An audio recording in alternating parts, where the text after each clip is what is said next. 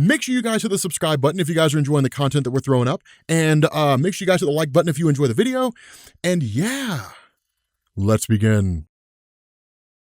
All right, what's going on, guys? This is Rob, and recently I put a poll up here on Comics Explained asking if we should explain characters that have either appeared in WandaVision or that people believe will appear in WandaVision. And this includes characters like Monica Rambeau, and then there's also Nightmare, the theory that Nightmare is kind of like the main villain behind all this, and he'll go on to be the main villain in Doctor Strange 2. And so in this video, we're going to explain Nightmare. But here's the thing, I want you to kind of buckle in for a minute, because this is going to be a bit of a wild ride in the early beginning of this video. Nightmare is what we call a fear lord in Marvel Comics. Now, if you guys saw our video on the Darkhold or saw our video on Mephisto Explained, then we talked about what are called Hell Lords. And Hell Lords are basically these beings that came into existence when humanity more or less imagined them into existence. Now, humanity's imagination ended up basically merging with what was left of the magic from the Elder Gods, and that's what led to the creation of Mephisto and people like that. It gets a little wild, and that definitely probably warrants a more in-depth explanation outside of like a 5-second, statement here in this video. But if the Hell Lords represent any and all kind of like demonic based afterlife, right? So like the Judeo-Christian depiction of hell or something like that, then the fear lords are exactly what they sound like. They're tied directly into fear. And there's a multitude of these guys. There's something like 5 or 6 of these guys, right? You've got Despair, you've got the Dweller in Darkness, you've got Nox, you've got Nightmare, you've got Kalaku and the Lurking Unknown. But in some form or fashion, they all tie into fear. Now, much like the Hell Lords, these guys rule over a place called the Splinter Dimensions, or at least each one has its own version of the Splinter Dimension. So if you guys never saw a video on like Mephisto, Darkhold, or anything like that, the way this worked, and we're not really given a whole lot of explanation here, we're just simply told at some point along the line it basically happened. This was covered in the old Magik series, well, not really old, but this was covered in the Magik series back in 2000. And the idea here was that at one point there was simply just the dark dimension where Dormammu dwells, right? Now this kind of fracturing of the dark dimension seems to have taken place before Dormammu and his sister Umar showed up in the dark dimension, back when they were just part of the Foul Team, just living magical energy and were super powerful, and then ended up making their way to the dark dimension and then conquering it, right? So seemingly this may have happened because of that or before that. Marvel never actually tells us. They just say at some point along the line the dark dimension was fractured, and when that happened it splintered off into a series of smaller dimensions. And so as a result of that, what you have are these individuals who run these little sections, these little smaller dimensions, and each one kind of turns it into their own. And much like the Hell Lords, the Fear Lords are all consistently kind of waging war against one another, occasionally teaming up, but usually fighting each other for control over their area, and then they have their own individual schemes. And so Nightmare rules what's called the Dream Dimension. Now, something to know as you're going through your travels and presumably doing your reading, whether it's online or going through Comixology to read comics or buying them physically, is that technically Nightmare did originate in the dimension of Evernai, but Marvel doesn't really connect Evernai to the Splinter Realms, right? All Marvel says about Evernai is that it's just some dimension that exists above the 6th universe, or it's a universe that exists above the 6th dimension. What that means, I don't know. Marvel never really takes the time to explain. I think Marvel's made it pretty clear that Evernai and the idea of the Splinter Realms are not the same thing, right? They're 2 different places. So presumably Evernai is where Nightmare originated from and then left and went to the Splinter Realms and took over his little portion of that in the Dream Dimension, but that's basically it. But regardless, getting into the actual meat and potatoes of this video, right? Explaining the history of Nightmare so you guys can be an expert in about 25 minutes or so, however long this video goes on for. The idea is that Nightmare first appeared in Strange Tales issue number 110, and he was created by Stan Lee and Steve Ditko. Now, Strange Tales 110 was also the first appearance of Doctor Strange, and one thing to understand is that because Stephen Strange was dealing with magic and the mystic arts, there were no rules here. Doctor Strange was not bound by traditional superhero rules as they were created by Stan Lee and Jack Kirby, and even going back to the old archetypes of like Superman, Wonder Woman, Batman, and those characters, right? It was a whole different beast, right? Superheroes were pretty traditional and pretty straightforward. Good guys fought bad guys, good guys won, done. With Doctor Strange, it was a lot more nuanced because of the fact that Marvel was taking an idea or a concept and giving it a physical form and then having Stephen Strange go and fight it. All bets were off. And so what you ended up seeing in the early days of Nightmare's appearances is that he was stupidly powerful. Like he was ridiculously OP. So in the first time that he appears, when Stephen Strange encounters him, what ends up happening is this guy ends up running into the Sanctum Sanctorum, the main home of Stephen Strange basically, and says that he has like these crazy dreams and nightmares and he needs help, right? And so Stephen Strange basically goes and talks to the Ancient One for a minute and is like, hey, like, is there anything I need to worry about? And the Ancient One's like, I mean, there's probably some pretty crazy stuff out there, man, but you'll know if it's crazy when you see it, because, sometimes you don't know until you encounter it. And so because of that, Stephen Strange goes to the home of this businessman and basically sits down inside that place while the businessman is sleeping, and then goes into his astral form, which basically means his spiritual form leaves his body and goes into the guy's dreams. And when he gets there, he sees this guy is haunted by this kind of like chained specter, right? Almost like the Grim Reaper meets Jacob Marley from like A Christmas Carol, if that makes any sense to you guys. And the result of this is that this kind of specter is essentially the representation of all the terrible things this guy did in his life in order to get to where he was as a businessman. Now, while Stephen Strange is analyzing this, he's suddenly met by Nightmare. And Nightmare basically demonstrates right off the bat that Stephen Strange is painfully underpowered to face off against him in his own realm. Like, he almost traps him there immediately. And Stephen Strange actually has to reach out to the Ancient One to basically save him and then get him out of the dream dimension just so he can live. Because if his spiritual essence, his astral form, had been captured or even destroyed inside the dream dimension, then it would never get back to his body. And so as far as anybody in the real world was concerned, Stephen Strange would just be sitting in the same position seemingly forever. He would just look like he was in a catatonic state, and that would basically just be it, right? I mean, he would just be like that for the rest of his life, right?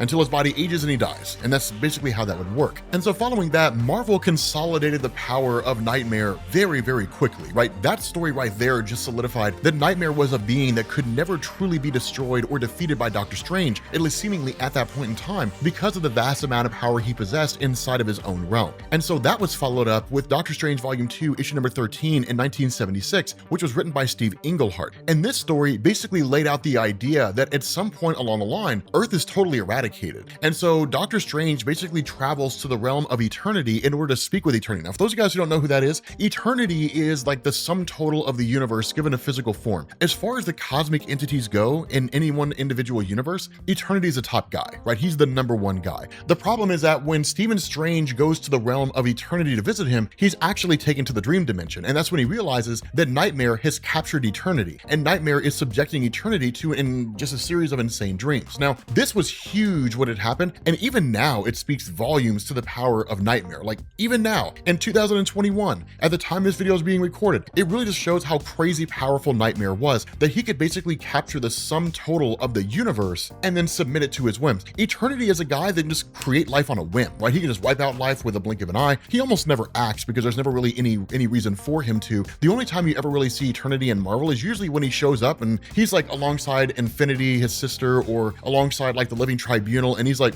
yep, man, things are popping off. Let's see how it plays out. And that's basically it. That's all you ever really get.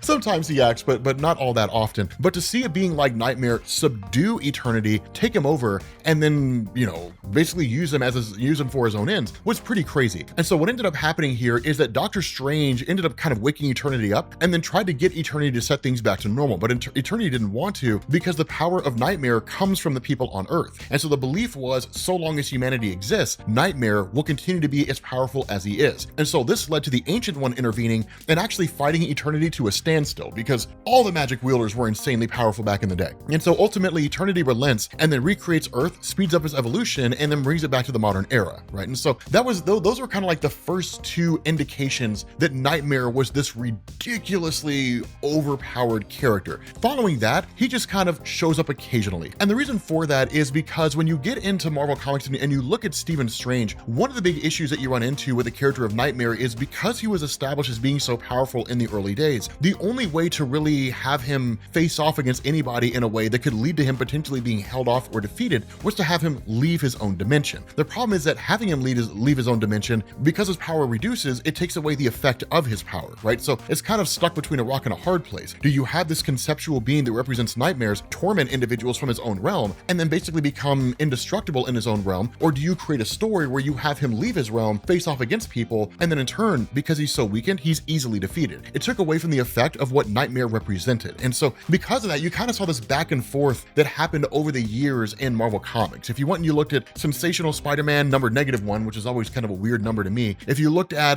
The Incredible Hulk Volume 2, issue number 81, you saw these instances where Nightmare would basically seize control of superheroes and then manipulate them, right? Just torment them with dreams and different things like that. And it would usually take somebody like Doctor Strange to step in and rescue them. Now, in the case of, Spider-Man number -1, that was more of a spoof comic, right? So it took like Stan Lee showing up with a racket and just like cracking Nightmare over the head and then basically saving Peter Parker's life.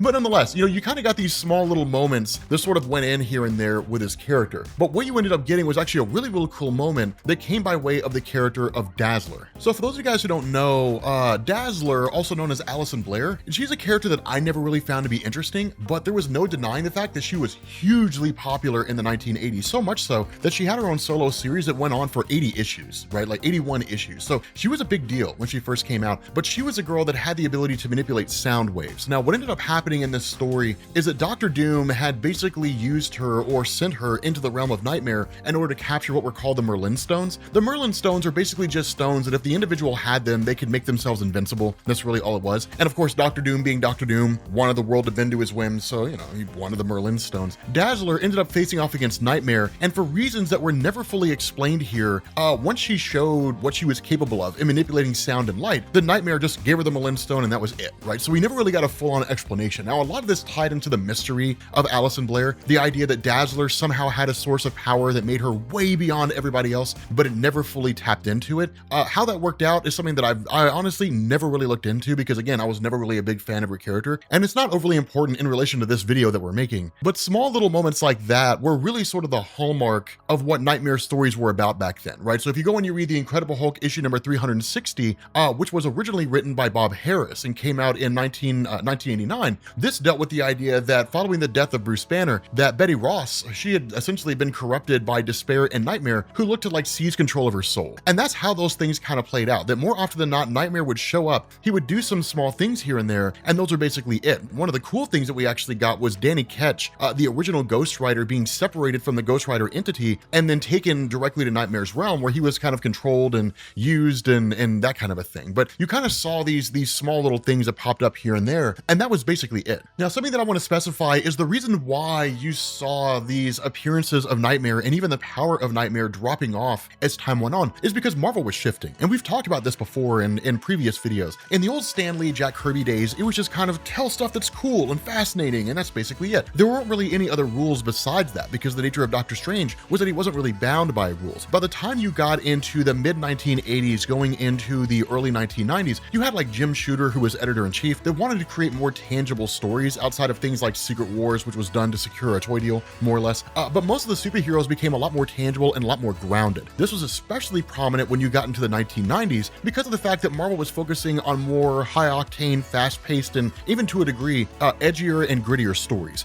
And so while you would normally think that would welcome something like Nightmare in, he was almost seen as somebody that belonged to the realm of antiquity, right? He was just an antique character from the old Stan Lee and Steve Ditko days, and there just wasn't really any place for him anymore. So there was an attempt in 1994 by Ann Nesenti and Joe Bennett to create a Nightmare solo series in order to kind of beef up interest in the character, where he actually ran out of ideas on how to torment humanity, and so he took over a nightclub and renamed it Club Fear. But it was a poorly received comic, which kind of makes sense because it wasn't really all that great in the first place. But about 4 years later, in 1998, under editor-in-chief Bob Harris, you ended up having a Mark Waid and Andy Kubert story that was designed to see if there was a way to reinvigorate interest in the character of Nightmare. And so what you ended up having in Captain America Volume 3, issues 8 through 12, is the idea of Nightmare attacking what was called the American Dream, which was this idea of individuals who were deeply patriotic. Now, the American Dream is a concept, right? The American Dream kind of takes the form of like achieving a high status in American life, right? So like owning a car, owning a house, things like that. It's more of like a kind of like, hey, like this is a status we've achieved, right? A level of success in America. And so the result of that is that when Nightmare was able to pull that off, that he was able to possess Captain America, and individuals out there who were deeply patriotic were going on these nightmarish rampages. Now, ultimately, it led to Captain America defeating Nightmare and effectively pushing Nightmare out. But following that story, you didn't really see a whole lot of Nightmare in Marvel Comics. Now, a lot of this, and we've talked about before, a lot of this is because of Joe Quesada. And a lot of this came from Joe Quesada because of the fact that he was looking to reinvigorate Marvel Comics. That with the comic bust of the 1990s and Marvel almost going completely belly up, that when Quesada came in, due to the fact that he had helped to kind of reinvigorate or keep Marvel afloat alongside Jimmy Palmiotti with their event publications, it's kind of a publishing house, so Marvel could make comics at a much cheaper rate than they normally would would if they just hired everybody in-house. Because Joe Quesada, in doing that, was brought on as editor-in-chief, he brought in guys like Brian Michael Bendis and Craig Kyle, Chris Yost, Rick Remender, a lot of these writers like Matt Fraction, who helped to reinvigorate Marvel in the early to mid and even late 2000s, really over this 10-year period stretching from 2001 to 2010. And so the idea was, let's go back to the drawing board, right? Just get rid of all these unnecessary things. That's why you got stories like House of M, where the mutant population was reduced down to 198 when Scarlet Witch basically took away 98% of the mutant population's powers. That's why you got Spider-Man One More Day, when the marriage between Peter Parker and Mary Jane Watson was nullified and treated as though it never existed. That's why you got things in the aftermath of Civil War. You got Brand New Day, which is where Doctor Strange wiped the world's knowledge of the fact that Peter Parker was Spider-Man when he revealed his identity during the Civil War event. That's where you got a lot of those things from, right? Civil War, you got Dark Reign, you got Siege, you got a lot of stuff that was designed to kind of rework Marvel from the ground up and make things a lot simpler and easier to understand. And so there wasn't really any room for Nightmare, because Nightmare was kind of just this contextual guy that existed out there. And so you did get a little bit of involvement with Hercules and the God Squad that came from Secret Invasion, but the most notable thing that actually happened with Nightmare was it was only really relevant if you knew his history, but it came during Chaos War, which is a story that we've actually covered, where the Chaos King went through and effectively killed almost all the gods and cosmic entities that existed out there in Marvel Comics. Now, the idea was that traveling to the realm of Nightmare and killing Nightmare in and of itself was pretty impressive, but the result of this is that because Nightmare, by nature of his existence, shares a psychic link with humanity, that by destroying Nightmare, it basically destroyed humanity, right? So it was kind of the first step in the Chaos King taking everybody out. Now, those individuals who were sleeping at the time were out of the picture, right? And that just really thinned the herd for the number of characters and heroes that could actually stand against the Chaos King, which is why when we covered that story, that there were so few heroes fighting against the Chaos King, because everybody was taken out of commission when Nightmare was destroyed. But the next big thing that you saw with this character actually came by way of Fear itself, which was an amazing story. So for those of you guys who never read Fear itself, which is also a story that we have here on this channel, and you'll find both of these down in the description, both Chaos War and Fear itself. Fear itself was a story where we learned that Odin actually had a third brother who had basically been imprisoned inside, I think it was inside Earth, and that when he emerged, he basically gave like everybody hammers, right? So like Juggernaut got a hammer, and like all these different characters did, like I think the Incredible Hulk did. Like, it was kind of nuts, right? The details on it kind of escape me at the moment. But the important thing here is that Cole was in effect the Asgardian god of fear. And so when he emerged, the power he possessed basically captured the world in so much fear that what Nightmare did is he in turn sought to create something called the Fear Crown by basically gathering up all these different fear energies that existed as a result of Cole basically coming into existence, or at least emerging from his prison and then seeking to take the throne of Asgard and rule it for his own. Now, what this also did is it led to the revitalized Loki, also known as Kid Loki, intervening. So something that I want to specify here is that Loki was a character who had basically sacrificed his life during the events of Siege on Asgard, right? He'd basically been killed by the Sentry Robert Reynolds. And so when that happened, Loki was ultimately reborn as Kid Loki in an attempt to kind of like become a better version of himself, right? To kind of remake his mistake, or I guess correct his mistakes, and to live a better life, which worked for the most part. The Kid Loki stories were amazing, right? Like Kid Loki was really, really cool. But Kid Loki, what he ended up realizing is that if the Fear Crown was successfully created by Nightmare, the power that Nightmare possessed, because the Fear Crown would amplify it, would lead him to conquering the world. And so what Kid Loki did alongside Damon Hellstrom and then Leah is they traveled around trying to free people from the influence of Cole's fear, which worked to a degree, but ultimately, because of the fact that they realized they would be unsuccessful, Loki tied himself directly to the Fear Crown by basically taking all of his fear energy and giving it to Nightmare, which allowed for the creation of the crown. He then in turn went to the other Fear Lords and then told them what it was that Nightmare was trying to do. And because of the fact that the Fear Lords are all consistently waging war against each other for the purpose of trying to like attain full control of the earth and dominate the other Fear Lords' realms, all the other ones like Despair and Dweller in Darkness and all those guys ended up facing off against Nightmare, and it was essentially a stalemate until Mephisto intervened and then took the Fear Crown, right? Which is like done, right? Like literally overpowered all of them, took the Fear Crown and left, right? And so following that, Loki ended up sacrificing his life in order to ensure the Fear Crown could never actually be recreated again. And then that led to Loki being more or less aged up in Marvel Comics, being resurrected and brought back in his current form. And for the most part, that's really what goes on with Nightmare up to that point in time. Now, one of the coolest things, and this is what's going on right now in Marvel Comics, there's a story going on right now that nobody's reading, and it's the best story that nobody's reading, called Marvel. And it's one of these things where a portion of it's drawn by Alex Ross, who I consider to be the best comic book artist in the history of the industry, but then you also have like other stories that are kind of thrown in there. And the whole idea here, we don't really know exactly how it's going to end, but the whole idea here is that Nightmare kind of has this grand grand scheme. And there is a point where, at least at the moment, he's facing off against the combined forces of Galactus and Eternity, along with a few other cosmic entities. It's a ridiculously good story that we're definitely gonna cover. Like, we have to cover it. In fact, we'll probably start covering it before this video drops. But it's super cool, right? It's a really good story. But Nightmare is one of these guys where, like, he pops up, he does some things, and then he basically leaves, and you don't really see a whole lot of him. I will say that if Nightmare really is the main bad guy in WandaVision, that you'll see a lot more of him in Marvel Comics, and that would probably explain why he's in Marvel in the first place. The actual Marvel storybook, the Marvel comic book itself, that would probably explain why he's there, is because he's gonna have a more prominent role. But again, it's one of these weird things where we don't really know exactly what's going on in WandaVision. We don't really know exactly how his character is going to be involved, if he's even going to be involved at all. In the end, only time will tell. So with that being said, guys, we're gonna bring this video to an end. If you are new here to Comics Explained, make sure you guys hit the sub button to become part of the Rob Corps. If you guys enjoyed this video, make sure you drop a like, and I will catch you all later. Peace.